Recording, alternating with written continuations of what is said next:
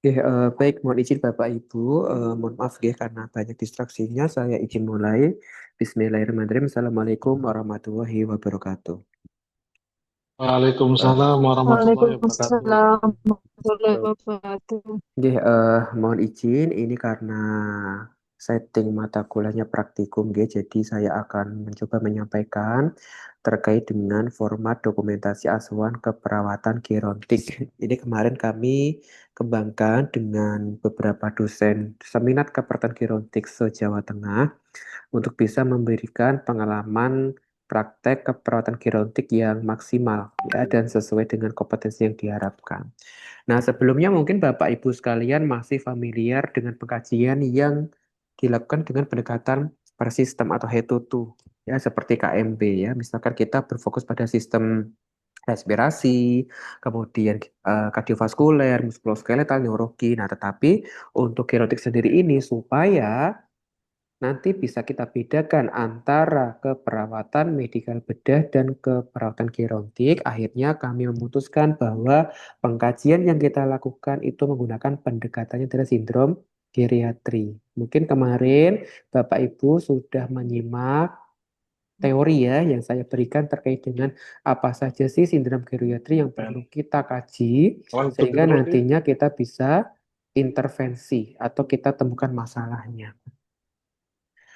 Oke, ini untuk formatnya nanti saya akan fokus menyampaikan persepsi terkait apa saja sih yang perlu kita isikan di format dokumentasi asuhan keperawatan. Sekedap saya izin.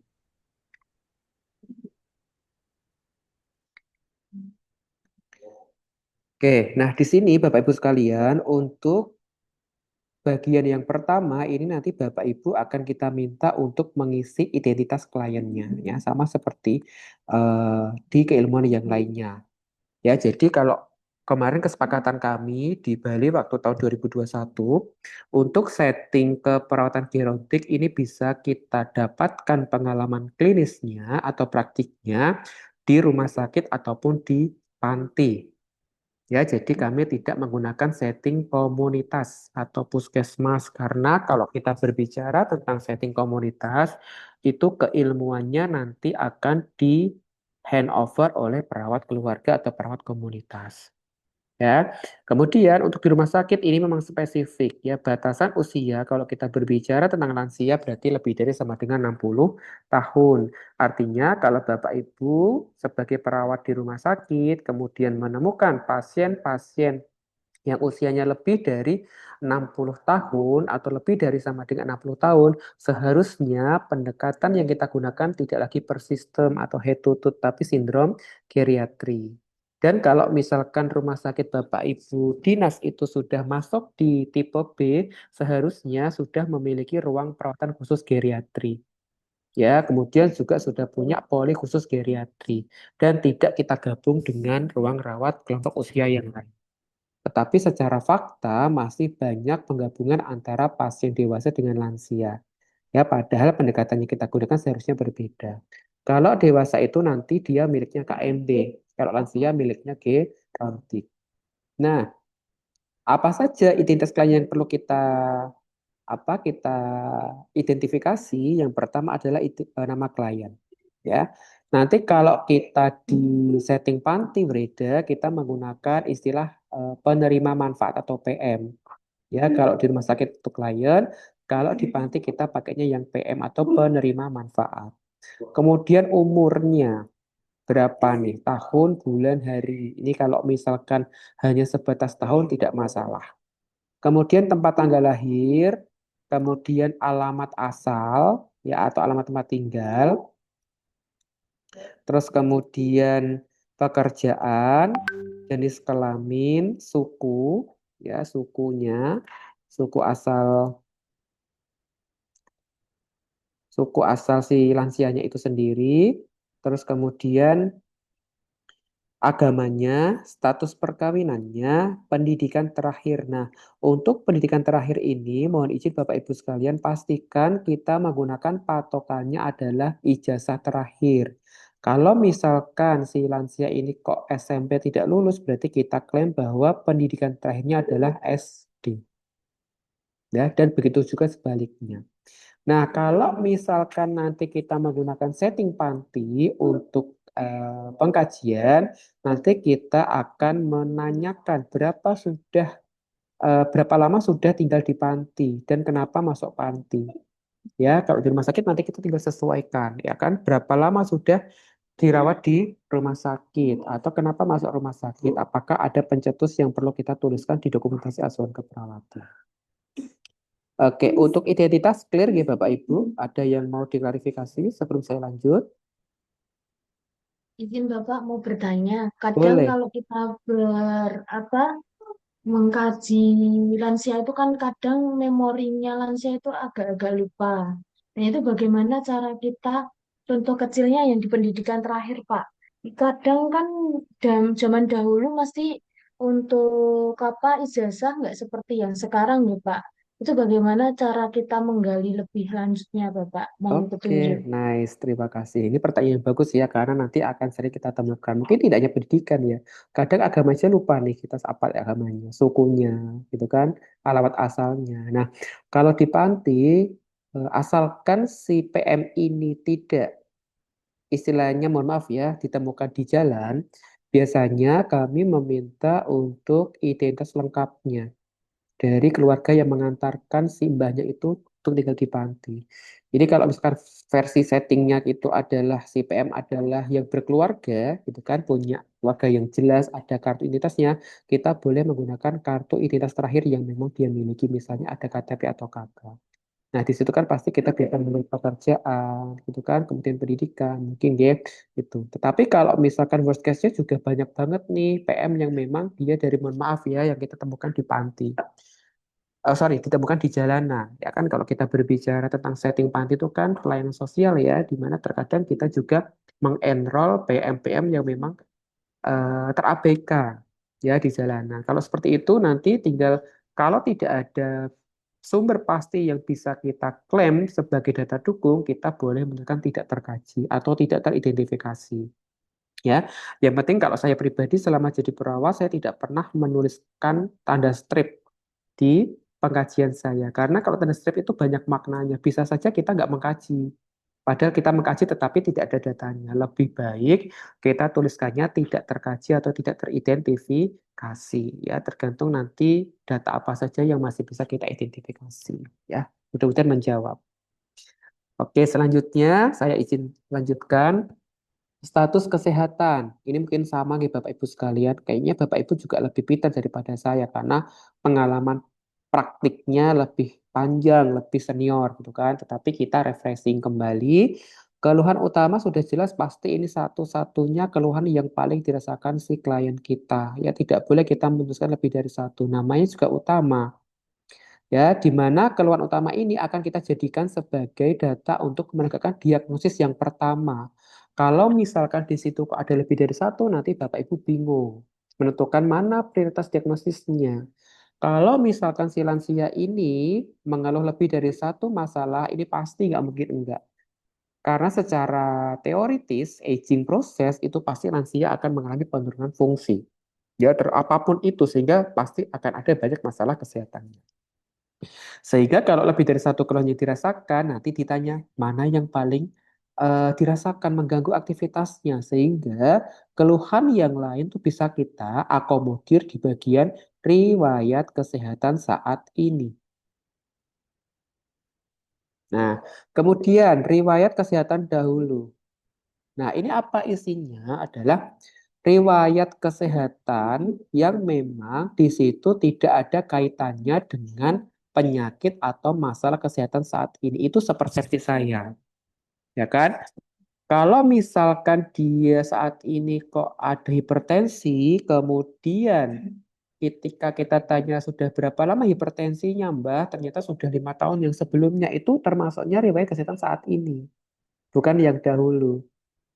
Ya, karena kenapa? Si penyakit yang 5 tahun itu adalah penyakit yang menyertai atau menjadi port di entry awal masuknya atau awal mulainya si penyakit yang saat ini sehingga kita bisa tuliskan di riwayat kesehatan saat ini. Ini based on my experience ya. Berdasarkan pengalaman saya menuliskan dokumentasi. Nah, nanti kalau ada masalah-masalah lainnya yang tidak menyertai atau tidak menjadi dasar atau apa ya port di entry dari masalah yang sekarang baru kita tuliskan di riwayat kesehatan dahulu.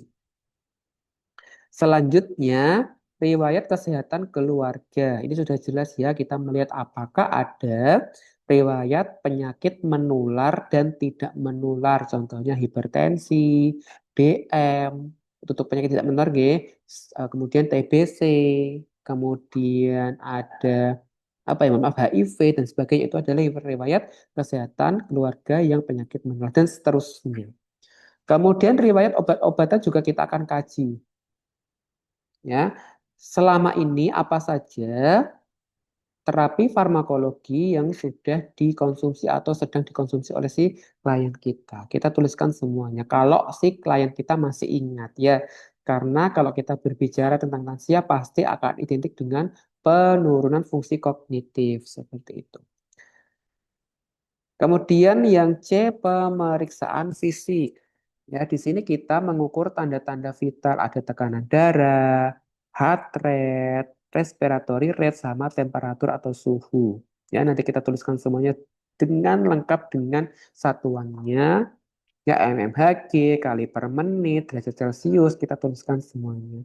Terus kemudian kita juga menghitung antropometri apa saja, berat badan, kemudian tinggi badan, dan indeks massa tubuh. Kita masih ingat nggak Bapak Ibu sekalian, untuk menghitung indeks massa tubuh, kita menggunakan rumus BB dalam kilogram per TB dalam meter kuadrat. Nah, seperti itu nggih untuk yang IMT.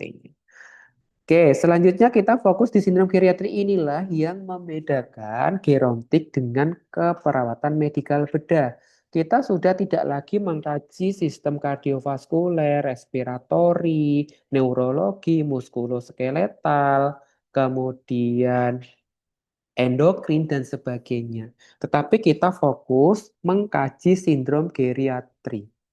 Ya, ada 14I kalau Bapak Ibu kemarin menyimak yang ada di PPT yang kemarin saya berikan waktu teori. Meskipun tidak bisa presentasi langsung ya, karena posisinya waktu itu saya masih kuliah. Nah, di sini yang pertama, yang perlu kita kasih ini sudah kami coba develop Bapak Ibu berdasarkan SDKI, sehingga kita membantu Bapak Ibu semua untuk memastikan bahwa kalau masalahnya kita sedang mengkaji imobilisasi, kira-kira masalah keperawatan yang bisa kita angkat apa saja, nanti tinggal di checklist di sini. Nah, untuk tahu ini apakah kita cari atau tidak, nanti Bapak Ibu lihat data fokusnya sambil buka buku SDKI. Ya, jadi kan kita ketentuannya 80% data mayor. Ya, jadi setiap diagnosis ini boleh kita tegakkan kalau data mayor dari diagnosis ini 80%-nya terpenuhi. Nah, di sini ini adalah sudah gabungan dari 1, 2, 3, 4, 5. 5 masalah keperawatan. Nanti sambil dicek di buku SDKI, kira-kira ketika saya ingin menegakkan diagnosis gangguan mobilitas fisik, itu kira-kira data apa yang harus saya penuhi dan berapa data yang harus terpenuhi ya berdasarkan dari SDKI tersebut ya. Di sini contohnya apakah si lansianya mengeluh sulit bergerak atau nyeri saat bergerak, cepat lelah, takut jatuh, rentang gerak terbatas, kekuatan otot menurun, penggunaan alat bantu jalan, kekakuan pada sendi, nyeri saat bergerak, enggan melakukan pergerakan, tidak mampu melakukan mobilitas tanpa bantuan, ADL-nya tergantung, keluhan nyeri sendinya ringan, kelemahan ototnya ringan, ada penolakan perawatan diri, tidak mampu mandi, berpakaian, makan, ke toilet, berhias, dan minat melakukan perawatan diri kurang. Nah, dari sini kita bisa tarik nih di beberapa masalah keperawatan, ya, misalnya gangguan mobilitas fisik, resiko jatuh, intoleransi aktivitas, resiko intoleransi aktivitas, dan defisit perawatan diri. Ini jangan sampai salah kita mengartikan masalah keperawatan, ya, sesuai dengan data fokus. Itu I yang pertama, ya, imobilisasi. Yang kedua, instabilitas postural, jatuh dan patah tulang. Masalah keperawatan yang mungkin muncul bisa resiko jatuh, resiko cedera, nyeri akut, nyeri kronis, gangguan integritas kulit, resiko gangguan integritas kulit. Ini masalah yang mungkin muncul dari data yang sudah kita siapkan. Misalnya ada nggak riwayat jatuh? Ada nggak ketakutan untuk jatuh? Apakah ada konsumsi obat tertentu? Ada keluhan nyeri, jalannya tidak stabil, pakai alat bantu jalan misalnya tongkat, truk, walker, three-way, dan sebagainya. Kemudian ini bisa kita kuatkan dengan pemeriksaan hasil uji time up and go. Ya, ini nanti bisa ada formatnya di bawah. Kemudian ada riwayat jatuh berulang, cedera akibat jatuh, terdapat luka, gangguan keseimbangan ringan, refleks protektif berkurang. Itu untuk yang instabilitas postur. Nah, selanjutnya untuk I yang ketiga yaitu inkontinensia urin atau mengompol. Terus masalahnya apa yang mungkin muncul? Kita lihat di kolom yang paling kanan. Ada gangguan eliminasi urin, inkontinensia urin berlanjut, inkontinensia urin berlebih, fungsional, refleks, stres, urgensi, atau ini masih di level resiko inkontinensia urin urgensi. Datanya apa saja? Misalnya tidak bisa nahan pipis, ya kan? Poliuri, kemudian pakaian sering basah, bau urinnya, ada residu urinnya, kehilangan kontrol kandung kemih, kemudian frekuensinya lebih dari 2 kali per hari, kemudian urin menetes saat batuk atau bersin, ada nokturia, ya biasanya ini ada BAK pada malam hari lebih dari 2 kali, urin menetes, distensi kandung kemih sama berkemih tidak tuntas. Nah, selanjutnya yang keempat yaitu infection. Ya, apa masalah keperawatannya? Bisa resiko infeksi, bisa hipertermi dengan mempertimbangkan data subjektif dan data objektif atau data mayor dan minor. Itu kan datanya apa saja? Misalnya ada keluhan demam, nyeri saat PAK, petis uri, hipertermi, ada luka kemerahan, leukositosis, ya kan? Kemudian ada nyeri lokal, ada kemerahan, bengkak, kemudian ada sekret purulen, malaise, nafsu makan menurun. Itu untuk masalah infection. Nah, selanjutnya yaitu impairment of sense. Ini ada gangguan fungsi panca indera, di mana salah dua diagnosisnya adalah gangguan sensori persepsi visual dan pendengaran.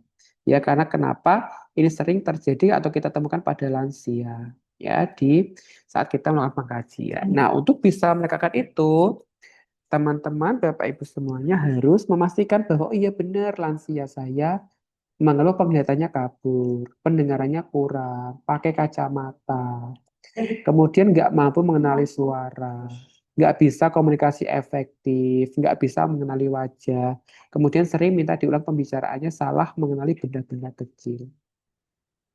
Kemudian selanjutnya inanition, ya gangguan gizi. Ini bisa kita arahkan pada masalah defisit nutrisi atau resiko defisit nutrisi dengan data anoreksia, kemudian malaise, kemudian BB turun lebih dari 5% dalam 6 bulan, IMT-nya itu sangat kurus, ya lebih kurang dari 18,5, kulit kering, rambut rontok, kemudian malnutrisi.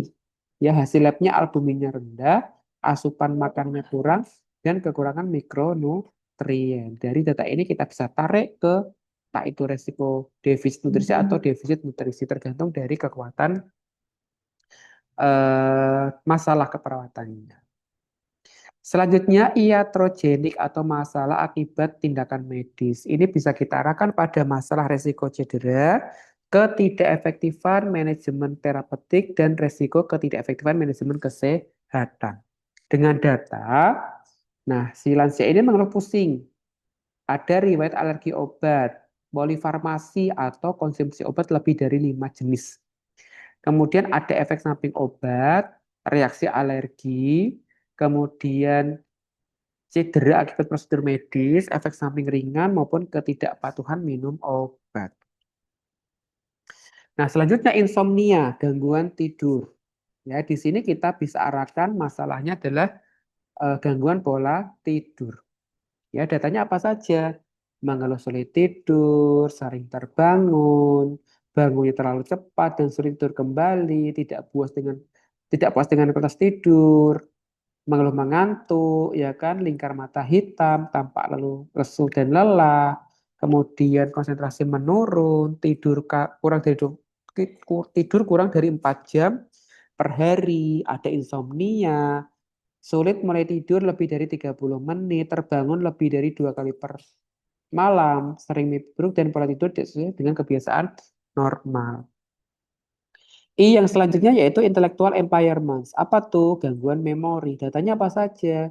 Sering lupa, sulit konsentrasi. Nanti kita hitung dengan MSE, mini mental examination, gitu kan. Kemudian tidak mengenali orang terdekat, gangguan memori berat, lupa meletakkan barang, sulit mengikuti percakapan, tidak bisa mengulang pertanyaan, ya kan, bingung atau kesulitan.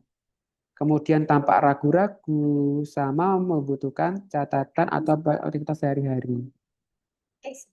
Oke, kemudian perubahan perilaku marah dan cemas. Itu untuk yang intellectual impairment. Nah, selanjutnya yaitu isolation atau menarik diri. Nanti masalah keperawatannya bisa mengarah ke isolasi sosial dan gangguan interaksi sosial. Apa saja innya atau data subjektif objektifnya, ya, mengeluh tidak ingin ikut kegiatan, ya, kesepian, tidak berguna, nggak mau berinteraksi, murung, kemudian tidak punya dukungan sosial, interaksinya terbatas, kehadiran minimal, nggak nyaman dengan situasi sosial, nggak bisa mengkomunikasikan perasaan, nggak tertarik pada orang lain, sampai enggan melakukan kontak emosi atau fisik dengan orang lain. Nah, ini selanjutnya adalah impecunity, ya. Ini nanti kita arahkan ke manajemen kesehatan tidak efektif. Apa saja datanya? Si lansia ini mengatakan, oh nggak punya biaya untuk kebutuhan dasar, ya kan? Mengeluh bergantung pada orang lain, nggak bisa memenuhi kebutuhan sehari-harinya, bergantung pada bantuan panti, ya kalau kita settingnya di panti. Kemudian nggak mampu membiayai kebutuhan dasarnya, bergantung penuh pada donasi, keterbatasan sumber daya, nggak ada dukungan sosialnya, tidak ada uang untuk membeli kebutuhannya dan tidak punya simpanan atau tabungan. Selanjutnya impaction atau konstipasi, ya, kita bisa arahkan ke konstipasi sama resiko konstipasi. Ya, di sini datanya apa saja? Oh, mengeluh nyeri saat dan sulit BAB. Ya, kemudian tidak tuntas. Kemudian BAB-nya kurang dari 3 kali per minggu. Ada distensi atau pembesaran, ya. Kemudian fesesnya keras, retensi fesesnya kronis. Nah, ini perutnya kembung, BAB keras sekali, nafsu makan menurun. Ini adalah data-data di mana lansia ini mengalami konstipasi. Kemudian selanjutnya immune deficiency atau gangguan sistem imun, di mana kita bisa arahkan ke risiko infeksi, gangguan integritas kulit atau jaringan, risiko gangguan integritas kulit atau jaringan. Di mana datanya kita bisa dapatkan dalam bentuk, oh lansianya sering sakit, mudah lelah, ada luka susah tidur, kemudian hasil labnya itu ada penurunan sel imun. Kemudian infeksinya berulang, kemudian demam, ada menggigil, hipertermi, ada tanda-tanda inflamasi, ya, nyeri, kemerahan, bengkak, kemudian keluar nanah dari lukanya, kemudian imunokompromis, ya, penyakit kronis, batuk pilek, penyembuhan lukanya lambat, ada malaise, ada infeksi saluran cerna.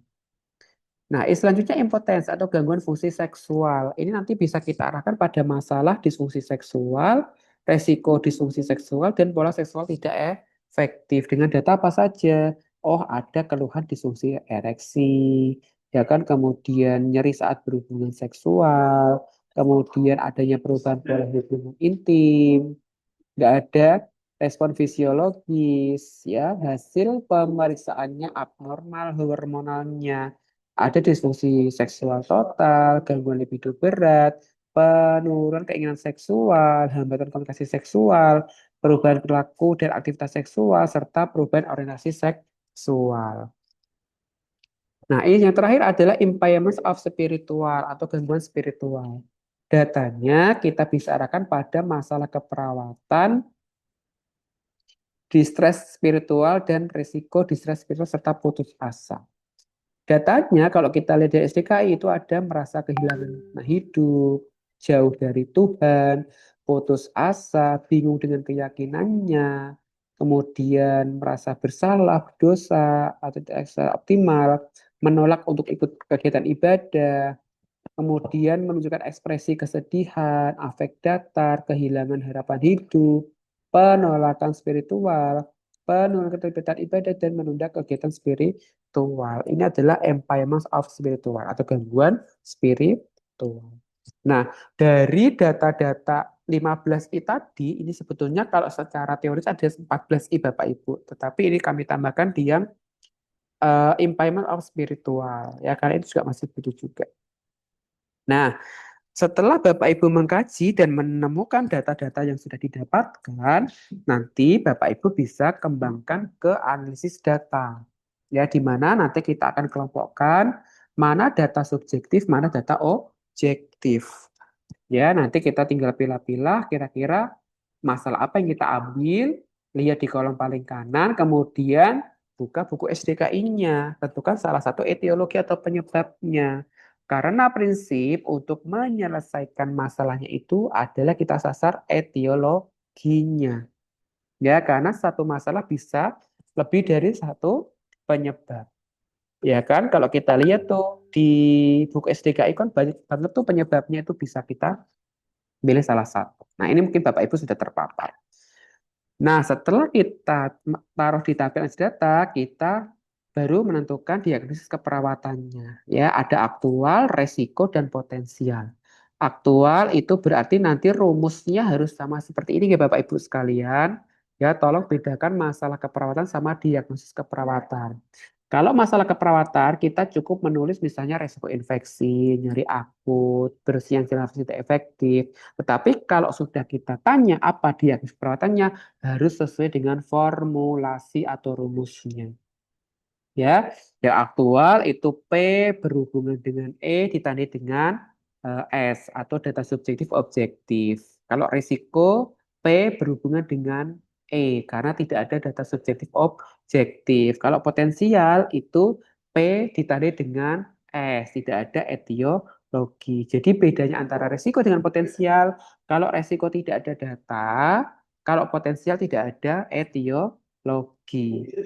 Ya, nanti kalau di depan itu bunyi resiko infeksi, resiko cedera, resiko defisit nutrisi, itu berarti masalahnya adalah resiko.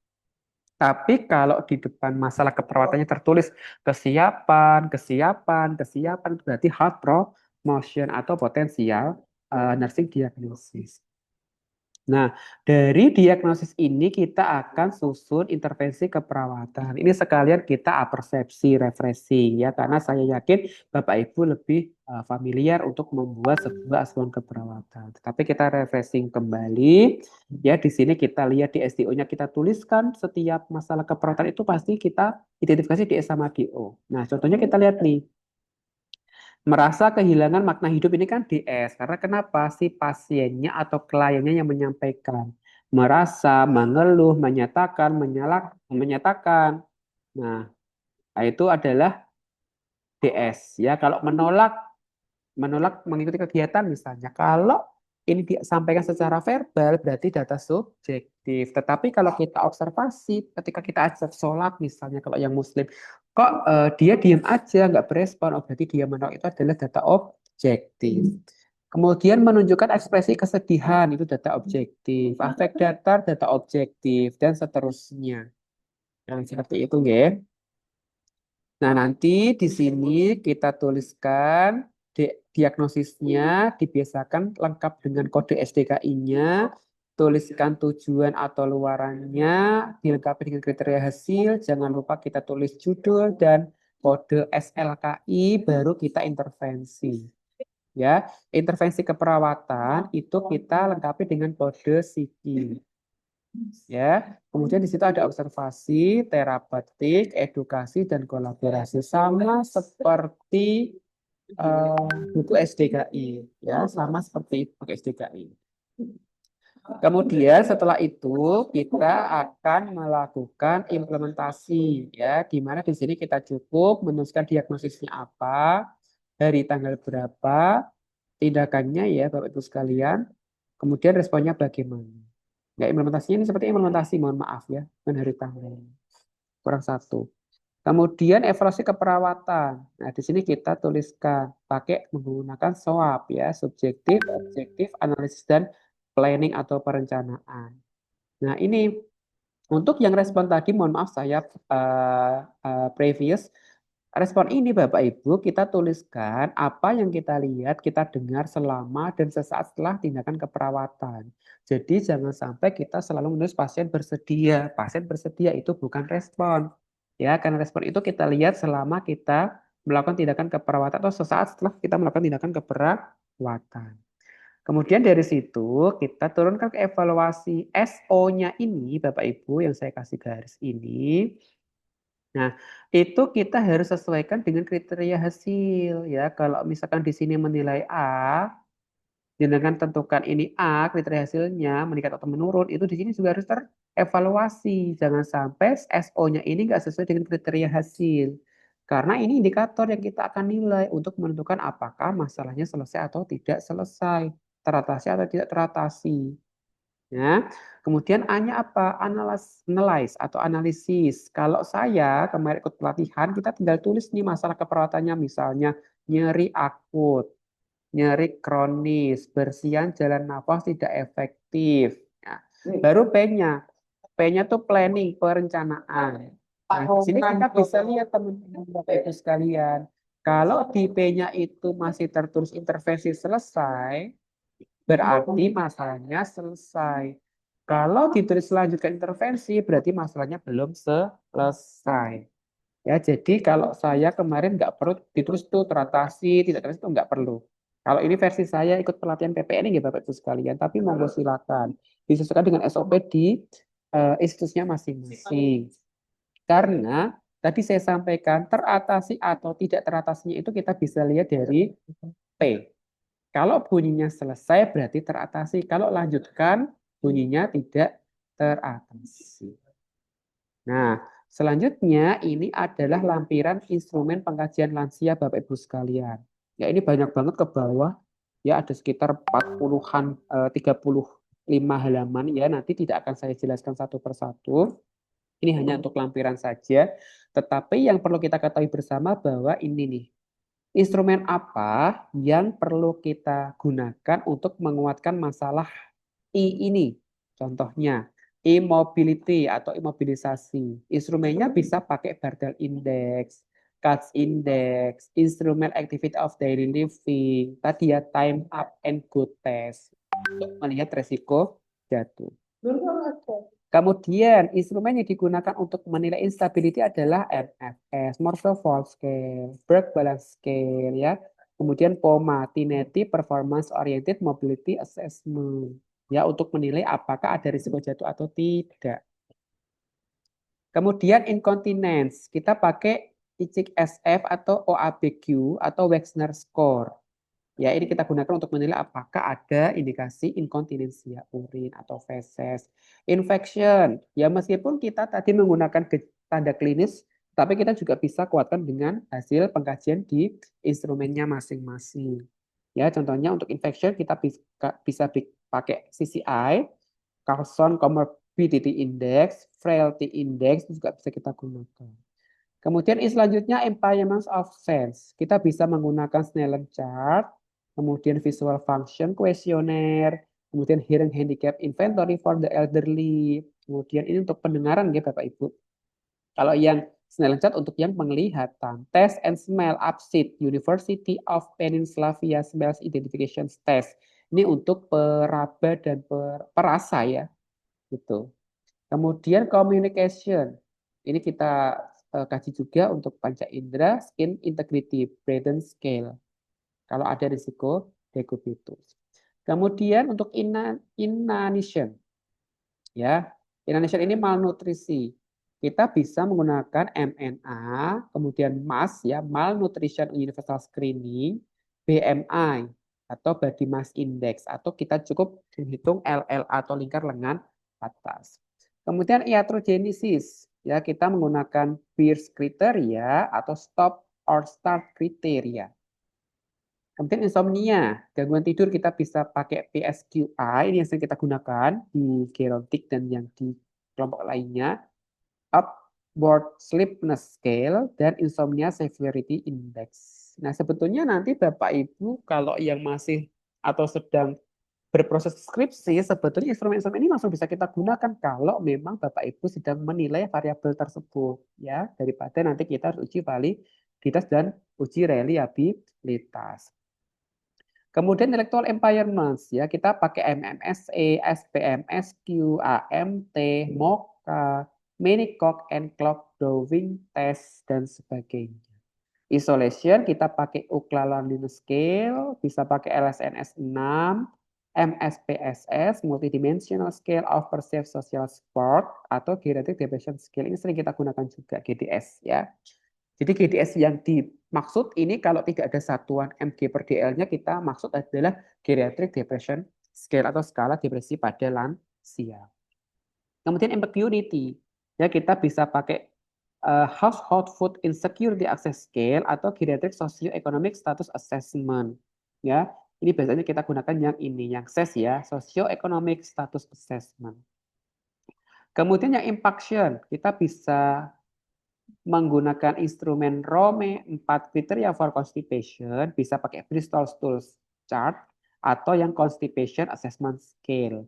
Kemudian yang ke-13 immune deficiency, kita bisa menggunakan frailty phenotype atau Fried's criteria atau ISQ ya, immune status questionnaire.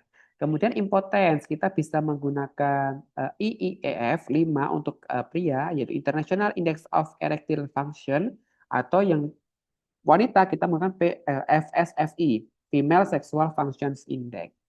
Kemudian yang terakhir itu impairment of spiritual, ya kita bisa menggunakan spiritual well-being scale atau kita bisa menggunakan FASIT SP, Functional Assessment of Chronic Illness Therapy, spiritual well-being. Nah, inilah instrumen-instrumen yang nantinya akan mengikuti atau mendukung hasil pengkajian Bapak Ibu sekalian saat mengkaji lansia ya dari masing-masing sindrom geriatri. Oke, itu Bapak Ibu untuk apersepsi. Apakah ada yang mau ditanyakan? Monggo silakan.